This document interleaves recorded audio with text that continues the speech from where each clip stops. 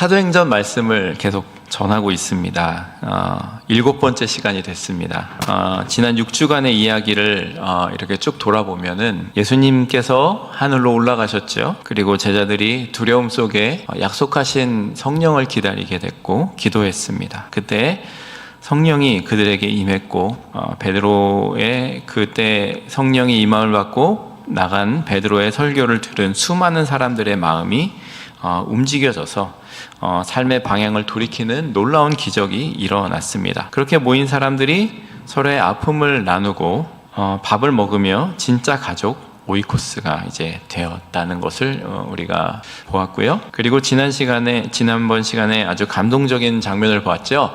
나면서부터 안증뱅이였던 40년 동안 단 한 번도 걸어보지 못했던 사람이 성전 문 앞에서 구걸만 하고 있었던 사람이 그런 사람에게 베드로가 다가가 이렇게 외쳤습니다. 내게 은과 금은 없지만 내게 있는 나사렛 예수 그리스도의 이름으로가 아니고 이름 안에서 일어나 걸으라 라고 했을 때 그 고백은 너의 이 깊은 절망과 근본적인 문제 해결은 동전 몇 잎을 더 받는 데 있는 것이 아니다. 예수 그리스도라는 생명 안에 거하는 데 있다 라는 고백으로 선포하고 그를 그 생명 안으로, 예수님의 생명 안으로 초대한 것입니다. 그리고 그의 손을 잡아 일으키니 그가 벌떡 일어나 뛰며 하나님을 찬양했더라 라는 고백이 이곳에 나오고 있었습니다. 그런 말씀까지 봤고요. 이런 엄청난 기적을 보고 수많은 사람들이 이 사람들이 있던 솔로몬의 행각으로 모여들었고요. 베드로가 그들에게 예수 그리스도의 복음을 전했습니다. 베드로는 그들에게 복음을 전했을 때 이제부터 엄청난 사람들이 이제 더 모여들었고, 그래서 이제부터 뭔가 세상 사람들에게 교회가 칭송을 받으며 탄탄대로를 거둘 것만 같은 그런 분위기가 연출이 됩니다. 얼마나 기쁜 축제의 시간이었겠습니까? 그런데 오늘 우리가 읽은 바로 그 다음 장, 저희가 3장 하반절 마지막 부분은 설교 안 하고 4장으로 넘어옵니다.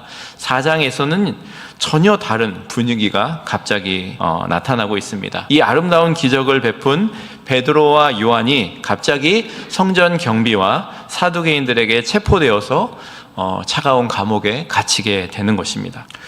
오늘 말씀을 시작하면서 여러분에게 질문을 하나 드리겠습니다. 제가 질문하는 거를 싫지 않으시죠?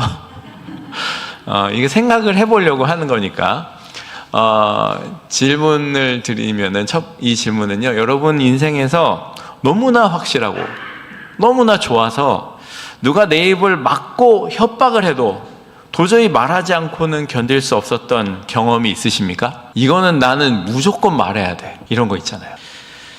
사람은요, 자신이 실제로 경험한 것, 내 삶을 송두리째 바꾼 사건을 경험하면은요, 누가 시키지 않아도 말하게 돼 있습니다. 제가 자꾸 말해서 죄송한데 작년에 제 아내 폐에 뭐 생겼었잖아요. 어떤 사람들은요, 그냥 해프닝이었어, 이렇게 말하는 사람들도 있어요. 근데 저희에게는 진짜 하나님께서 놀라운 역사를 베푸신 거였고요, 하나님께서 고쳐주신 사건이었습니다. 폐에 생겼던 그 어떤 것이 점점 작아지는 게 보였잖아요. 제가 그거를 못 믿을까봐 작아지는 것을 보여주게 하신 것 같아요. 1cm 작아지고 2.9cm짜리가 1cm 작아지고 다음에 이제 캐스캔 했을 때 사라졌어요. 그리고 조직검사 예약됐던 닥터가 이제 검사할 필요 없다. 제가 이거를 어떻게 안전할 수 있겠어요? 그때 제 마음이 어땠는지 여러분 상상은 하시겠죠? 근데 하나님 고쳐주셨어요. 저는요, 누가 협박을 해도 이거를 얘기할 겁니다. 여러분이 아무리 지루하다고 해도 계속 얘기할 겁니다. 왜? 하나님께서 제 아내를 살려주신 것이기 때문에. 오늘 감옥에 갇히고 법정에 선 베드로와 요한의 모습이 바로 그렇습니다. 그들은요, 억지로 예수님께 교육받았던 것을 여기서 외치고 있는 것이 아니었습니다. 어떤 위협과 압박 속에서도 타협할 수 없는 그 사람들의 그 당당함이 어디로부터 나오는지 오늘 말씀을 통해서 살펴보기를 원합니다. 첫 번째로 세상의 위협은요, 예수님을 경험한 그 생명력을 결코 가둘 수 없다는 것입니다. 베드로와 요한이 솔로몬의 그 행각이라는 곳에서 사람들에게 예수님이 십자가에서 죽으셨지만 다시 부활하셨습니다 라고 담대하게 전하고 있었습니다. 그때 1절부터 3절에 보면, 4장 1절에서 3절에 보면 당시 종교 지도자들과 성전 경찰서장 그리고 사두개인들이 들이닥쳐서 이 베드로와 요한을 체포합니다. 이 사람들이 베드로와 요한을 왜 잡아갔을까요? 사기를 쳤나요? 폭력을 휘둘렀나요? 어떤 나쁜 짓을 저질렀나요? 아닙니다. 그들이 화난 이유는 딱 하나, 예수님의 부활을 전했기 때문입니다. 4장 2절을 보세요. 예수 안에 죽은 자의 부활이 있다고 백성을 가르치고 전함을 싫어하여 라고 말합니다. 원어를 보면은 이 싫어하여 라는 단어는요, 헬라어로 디아포누메노이라는 단어입니다. 디아포누메노이라는 단어는요, 그냥 기분 나쁜 정도가 아니고요, 견딜 수 없이 분개하고 몹시 짜증이 난 상태를 말하고 있습니다.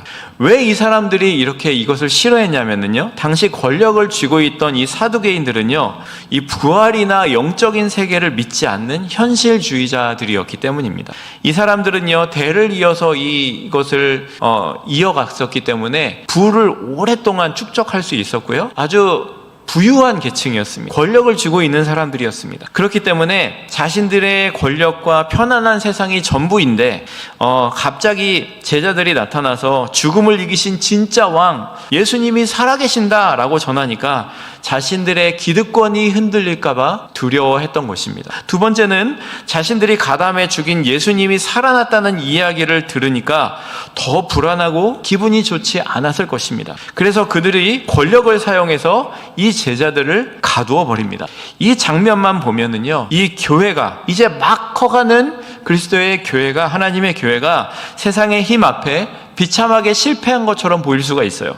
그런데 4절을 보십시오. 놀라운 반전이 일어납니다. 이 제자들이 갇혔어요. 베드로와 요한이 갇혔어요. 근데 어떤 일이 일어나냐면 읽습니다. 말씀을 들은 사람 중에 믿는 자가 많으니 남자의 수가 약 5천이나 되었더라. 남자의 수가 5천이면은요, 부부가 갇혀왔으면 지금 10,000명이 들은 거예요.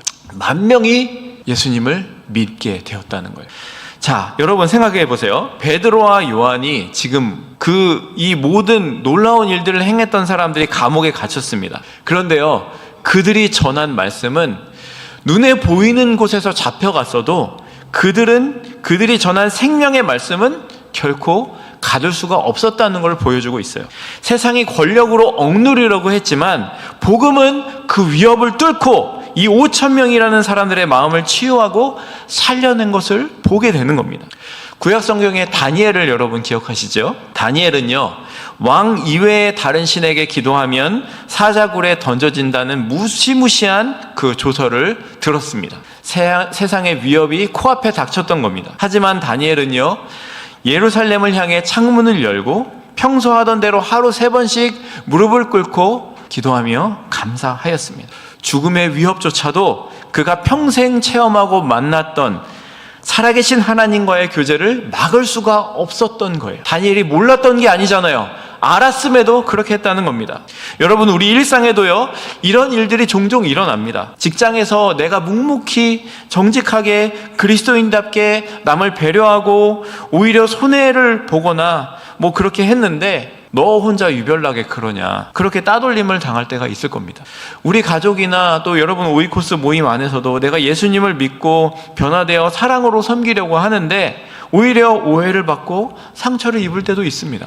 나는 선한 일을 하고도 감옥에 갇힌 베드로처럼 억울하고 답답한 일을 겪을 때가 있다는 겁니다. 나는 왜 예수님 믿는 사람을 이렇게 하는데 왜 이런 일이 일어나지? 우리 낙심하기 쉽죠. 근데요, 여러분, 낙심할 필요가 없습니다. 두려워할 필요가 없습니다.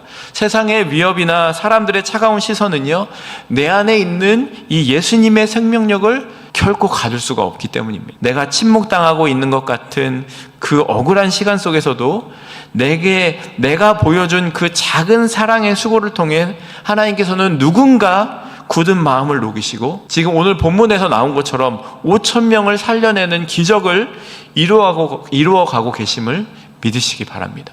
두 번째로, 예수님을 만나서 이렇게 성령 충만하게 된 사람은요, 내 힘이 아니라 내 안에 증거로 당당하게 서가게 된다는 것을 오늘 말씀은 우리에게 보여줍니다. 다음 날 예루살렘 최고의 법정인 산헤드린 공회가 열렸습니다. 여러분, 산헤드린 공회가 어떤 식으로 열리냐면요, 이렇게 열립니다. 저 공회에 보면은요, 저 이렇게 주위로 이렇게 둥그렇게 부채꼴처럼 모여 있잖아요. 거기에 이제 산헤드린 공회 의장이 가운데 앉고요. 양 옆으로 35명씩 공회원들이 앉게 됩니다. 그리고요, 그 가운데 까만 옷 입고 서 있는 사람 보이죠? 거기에 이제 피고가 서 있는 겁니다. 그리고 저기서 이제 종교 재판이 열립니다. 어마어마한 권력자들이 둥글게 둘러 앉아서 그 한가운데 어부 출신이었던 한 제자와 다른 제자가 그곳에 죄인으로 끌려 나와 있습니다. 저 가운데 서서 온갖 압박을 당하는 상황입니다. 사실 이 자리는요, 몇 달 전에 예수님에게 사형 선고를 내렸던 아주 공포스러운 자리였습니다. 제자들도 그걸 알았을 겁니다. 권력자들이 으름장을 놓으며 묻습니다. 너희는 도대체 무슨 권위와 누구의 이름으로 이 짓을 했느냐? 40년간 일어서지 못한 사람을 고친 착한 일을 했는데도 불구하고 추궁을 받고 있습니다. 니네 무슨 권위로 이런 짓을 했어? 누가 40년 동안 앉아있던 사람을 일으키래? 이렇게 지금 하고 있는 거죠. 황당한 일이죠. 보통 사람들 같았으면 이런 데 서서 있으면 어땠을까요? 덜덜 떨리면서 죄송합니다. 제가 모르고 그랬습니다. 다시는 안 그럴게요. 그럴지도 모르겠습니다. 그 70명의 그 지도자들 앞에서 협박을 당하고 있으니까 다시 안 그러겠습니다. 그러겠죠. 그런데요, 8절을 보세요. 7절부터 보시면 사도들을 가운데 세우고 묻되 너희가 무슨 권세와 누구의 이름으로 이렇게 이 일을 행하였느냐 그랬더니 베드로가 이렇게 말합니다. 성령이 충만하여 이르되 백성의 관리들과 장로들아, 이렇게 운을 뗍니다. 여러분, 베드로가요 이렇게 할 수 있는 사람이 아니에요. 베드로는 이럴 수 있는 사람이 아니에요.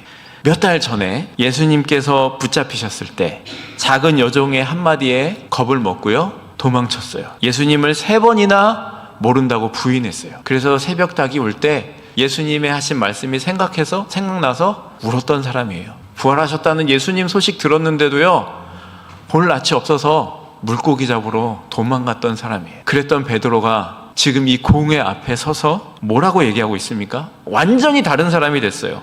완전히 다른 사람이 돼서 말하는데요, 베드로가 이렇게 된 이유가 여기 나와요. 완전히 다른 사람이 됐는데 여기서 이 베드로를 성령이 충만하였다라고 표현합니다. 이 충만하여라는 단어, 플레스데이스라는 단어는요, 내 스스로 억지로 용기를 짜냈다는 뜻이 아니고요, 하나님의 영이신 성령님이 그의 마음을 온전히 사로잡아 주셨다라는 뜻입니다. 베드로가 성령의 손에 사로잡힌 겁니다. 그러니까 성령님께서 함께 하시니까 이 당시에 가장 높은 권력자들 앞에서도 한치의 떨림이 없이 그가 이렇게 얘기하는 겁니다. 백성 관리들과 장로들아 라고 얘기합니다. 그러면서 당당하게 이렇게 또 전했던 것이죠. 그리고 또 베드로가 당당할 수 있었던 또 하나의 결정적인 이유가 있습니다. 그게 뭐냐면요, 10절 하반절을 보시면요, 베드로가 이렇게 얘기해요. 너희와 모든 이스라엘 백성들은 알라. 너희가 십자가에 못 박고 하나님이 죽은 자 가운데서 살리신 나사렛 예수 그리스도의 이름으로 이 사람이 건강하게 되어 너희 앞에 섰느니라 라고 말합니다. 여러분, 베드로 옆에 지금 누가 서 있습니까? 40년 동안 주저앉아서 구걸하던 그 안진뱅이였던 사람이 두 다리로 꼿꼿하게 서서 베드로 옆에 서 있는 거예요. 기적의 증거가 자기 옆에 서 있는 거예요. 여러분, 아무리 지금요 권력자들이 말로 협박을 하고 논리로 따져도요, 지금 자기 눈앞에 예수님의 이름으로 고침을 받아서 살아난 생생한 증거가 떡하니 서 있는데 뭐가 두렵겠습니까? 내 눈으로 똑똑히 보았고 내가 직접 경험했는데 당신들이 무슨 상관이냐라고 지금 베드로가 하고 있는 겁니다. 이게 베드로의 마음이에요. 여러분, 요한복음 9장에 보면은요, 맹인으로 그 날 때부터 맹인이었던 사람이 나옵니다. 이 사람이 예수님을 만나서요, 실로암 못에 가서 눈을 씻고 이제 눈을 뜨게 됩니다. 바리새인들이 이 맹인을 불러다 놓고 예수는 죄인이다 라고 협박을 하면서 다그칩니다. 그때 눈을 뜬 이 맹인이 아주 통쾌한 대답을 합니다. 뭐라고 하냐면요, 그분이 죄인인지 아닌지는 저는 신학적으로 잘 모르겠습니다. 하지만 제가 아는 딱 한 가지 사실은 내가 맹인으로 있다가 지금 두 눈을 뜨고 당신들을 보고 있다는 것입니다. 자신이 직접 경험한 은혜는요, 어떤 위협 앞에서도 물러서지 않는 당당한 간증이 되는 겁니다. 여러분, 우리는요, 때로 세상에서 사람들에게 내 신앙을 말하거나 전도하는 것을 부끄러워하거나 두려워할 때가 많이 있습니다.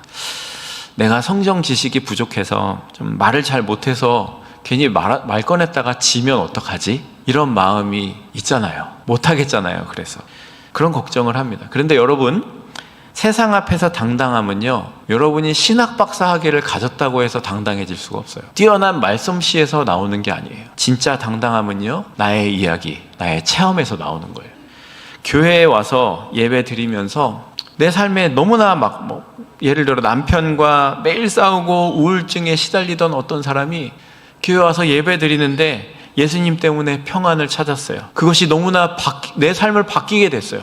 그게 이 사람에게 증거인 거예요. 우리 오이코스 모임에서 함께 울면서 우리 자녀가 삐뚤어져서 나가고 있는 자녀를 위해서 기도했는데 그 자녀가 마음을 잡고 돌아왔다면 그것이 살아있는 증거가 되는 거예요. 누군가 여러분에게 왜 그렇게 예수한테 빠져 살아? 그렇게 묻는다면요, 어려운 교리로 싸울 필요가 없습니다. 그냥 미소 지으면서 이렇게 대답하시면 됩니다. 설명하기 참 어려운데 내 속이 텅 비고 죽을 것 같았을 때 나를 살려주신 분이 예수님이야. 내가 그 증거야. 내가 정말 아팠는데 기도했는데 예수님이 나 살려주셨어.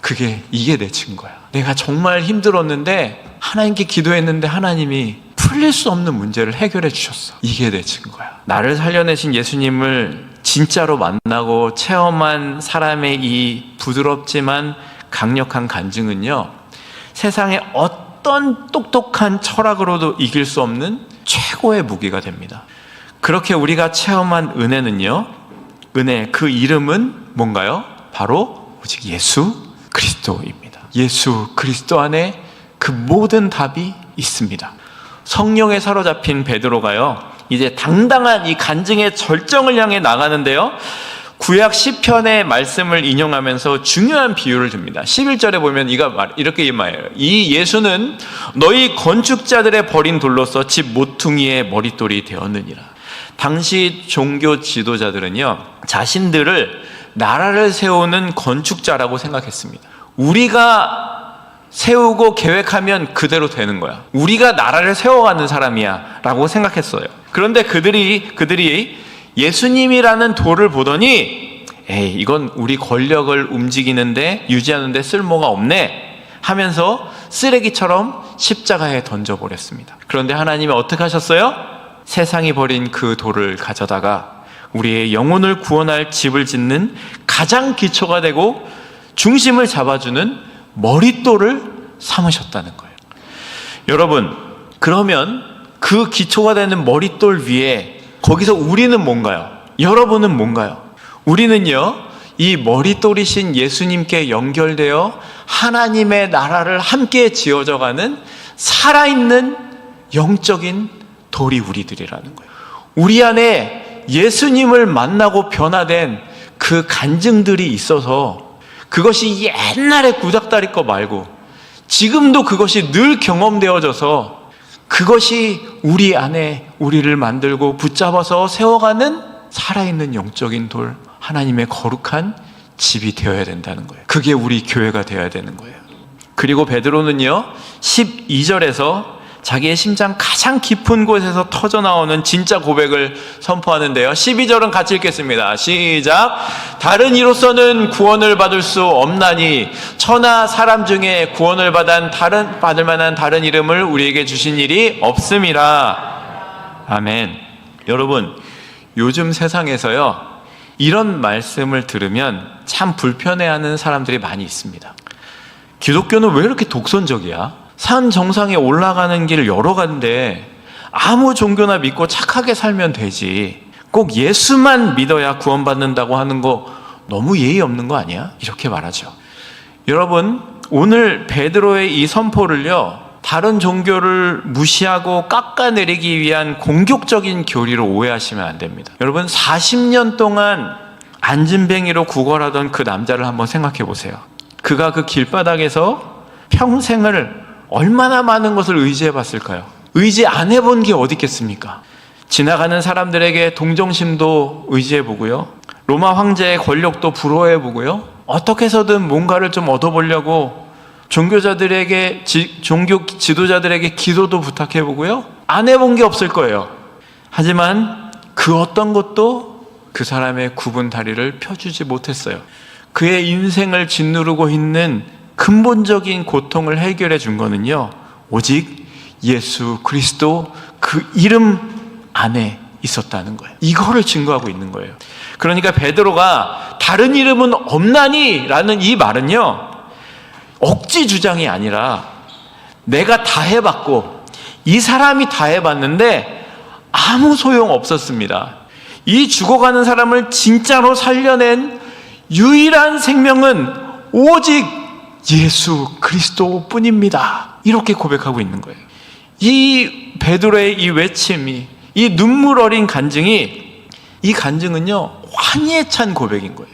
저 같은 사람이 이거를 다 표현할 수 없겠지만 베드로의 이 고백은요, 자신의 삶에 우러나오는 고백이에요. 열심당이었던 사람, 어떻게 해서든 이 나라를 바꿔보고 싶었던 사람, 예수님을 만나고서도 자기의 생각에는 변함이 없었는데 부활하신 예수님을 만나고 진짜 삶의 목적을 발견한 거예요. 그가 고백하는 거예요. 예수 이름밖에는 주실 것이 없다. 여러분, 물 위를 걷다가 물에 빠져가던, 예수님을 보고 물 위를 막 걸어가다가 주위의 바람을 봐서 막 빠져가던 베드로를 기억하십니까?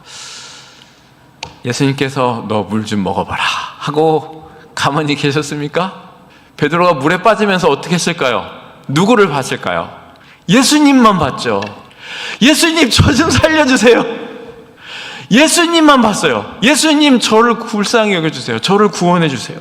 그때 예수님께서요, 당장 손을 내밀어서 베드로를 붙잡아서 꺼내주셨잖아요.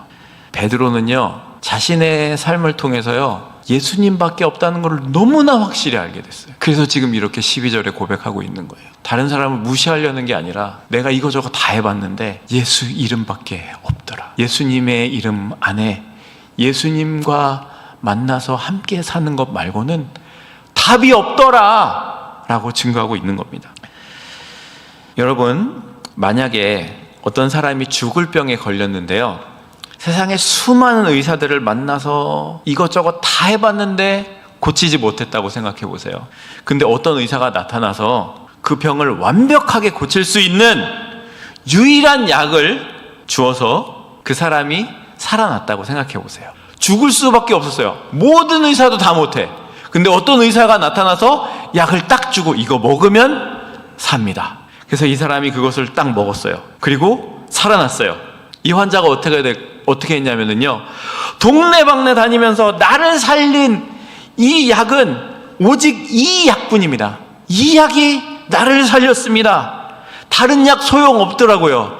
이 약이 나를 살렸습니다 라고 외친다면 그것을 보고 어떤 사람들이 당신 참 독선적이고 배타적인 사람이야, 어떻게 그렇게 말할 수가 있어? 라고 말하겠습니까? 아무도 그렇게 말 안 할 거예요. 왜? 죽다 살아난 사람의 자연스러운 기쁨이고요, 아직 아파하는 다른 사람들도 살았으면 좋겠다는 간절한 사랑의 외침이기 때문에 그래요. 기독교의 복음은 이거예요. 내가 살아서 당신도 살았으면 좋겠습니다. 이게 복음이에요. 여러분, 우리가 예수님만이 유일한 구원자입니다 라고 말하는 거는요, 세상과 싸워서, 다른 종교와 싸워서 이기려는 자존심이 아니에요. 내 죄와 내 우울함과 내 끔찍한 허무함과 나의 어떤 이런 기쁜 절망과 문제 속에서 나를 살려준 분이 오직 예수님이시기 때문에 그 좋은 예수님을 당신도 만나서 제발 나처럼 행복해지면 좋겠다고 초대하는 초대장이 복음인 거예요. 오늘 말씀을 맺겠습니다. 제가 처음에 드렸던 질문을 기억하십니까? 도저히 말하지 않고는 견딜 수 없는 확실한 은혜의 체험이 있으십니까? 있으십니까? 여러분, 그러면은요, 우리가 그거를 전해야 돼요. 오늘 감옥에 갇히고 산헤드린 그 무서운 공회 앞에 선 베드로와 요한, 그리고 그 옆에 꼿꼿하게 서 있던 40년 동안 안진뱅이였던 고침받은 남자, 이 사람들은요 지금 세상의 위협과 권력이 조금도 두렵지 않았습니다. 왜냐하면 자신을 짓누르던 죄와 절망에서 완전히 구원해 주신 예수님을 온몸으로 체험했기 때문에 그렇습니다. 그 체험이 너무나 크고 확실했기 때문에 다른 이름은 없습니다. 오직 나를 살린 분은 예수님이십니다. 이렇게 고백할 수 있었던 것입니다. 예수님은요, 세상이 버린 돌 같아 보일지 몰라도요, 우리 인생의 무너진 집을 튼튼하게 다시 세워주시는 가장 완벽한 머릿돌, 주춧돌이 되심을 기억하시기 바랍니다. 우리는요, 억지로 교리를 배우고 외워서 세상 사람들과 싸우는 사람들이 아닙니다. 내가 만난 예수님, 내 가정을 회복시키신 예수님, 내 문제를 해결해 주신 예수님, 나를 이 어려움 가운데서 건져주신 예수님, 그 사랑을 그저 있는 그대로 부드럽지만 당당하게 보여주는 사람들이 그리스도인입니다. 이번 한 주간 여러분이 다시 세상 속으로 나아가서 어떠한 압박 가운데 계실지라도 내 안에 살아계신 예수님으로 인해서 기쁨으로 간증하며 승리하시는 모든 성도님들이 되시기를 소망합니다. 이번 주 삶으로 살아내기 3가지를 드리겠습니다. 첫 번째는요, 나의 간증, 구원의 스토리를 회복해 가시기 바랍니다. 여러분, 조용히 눈을 감으시고 내 인생 가장 힘들었던 순간에 예수님이 어떻게 나를 위로하시고 건져주셨는지, 나의 구원을 다시 한번 떠올려 보시기 바랍니다. 그 은혜가 있어서 지금 내가 여기 있는데 나 그거 다 잊고 살았습니다. 전하지 못하고 메마른 사람으로 살았습니다. 다시 그 구원의 감격으로 저를 적셔주십시오. 간증의 스토리를 회복하시기 바랍니다. 그리고 두 번째는 우리 안에 증거를 찾아보시기 바랍니다. 이번 달 오이코스 모임에서요, 우리 오이코스 식구들 삶 속에 나타난 예수님이 고쳐주시고 응답해주신 살아있는 증거들을 서로 찾아보시고 진심으로 축하해주시고 격려해주시기 바랍니다. 그리고 마지막으로 부드럽고 당당하게 여러분을 살리신 예수님을 나눠보시기 바랍니다. 직장이나 여러분의 이웃 중에 마음이 상해 있는 분, 어려움 가운데 있는 분들이 만난다면 논쟁하려 하지 마시고, 내가 힘들 때 예수님께 기도했더니 이런 평안을 주시더라, 이렇게 해주시더라 라는 나의 이야기를 부드럽게 나누실 수 있는 여러분이 되시기 바랍니다.